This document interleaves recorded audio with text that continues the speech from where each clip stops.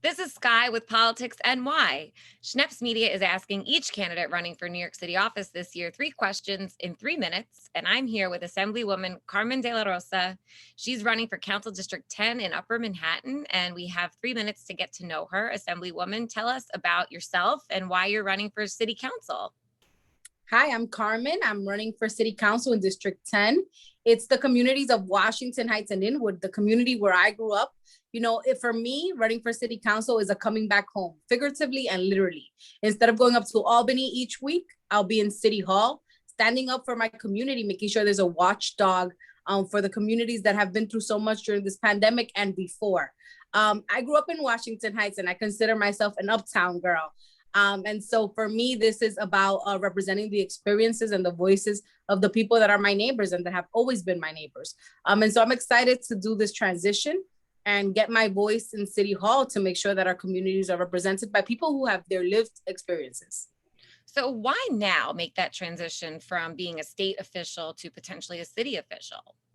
Well, this is the first time in 12 years that the seat has been open, right? We had a council member who has been in the seat since 2009. And I think this is a great opportunity for me as a mom, as a working mom, as a woman. It's important to be near family. It's important to be able to serve my community, but also be home and take care of my child. And so for me, it's like continuing to give to my community while at the same time being here and present.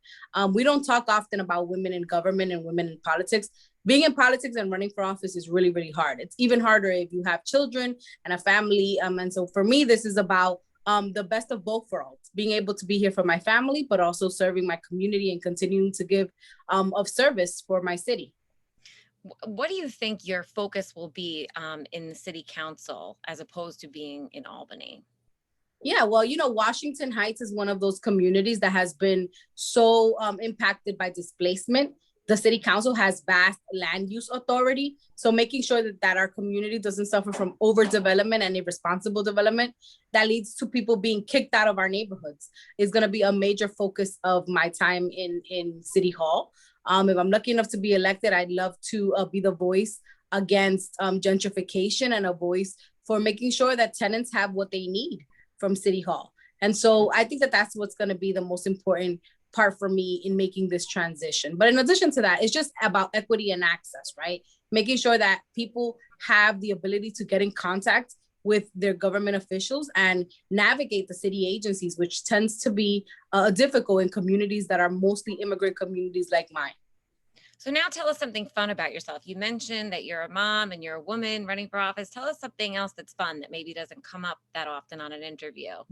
Well, I'll tell you that when I was growing up in Washington Heights, one of the things that my mom and I used to do as a child was that every Saturday we used to go to dance school. And I actually know how to dance flamenco. So I learned how to dance flamenco as a child. And I did that through my teenage years. So maybe on a good day, you'll see me with my big flamenco skirt and my castañuelas and maybe I have to off my moves.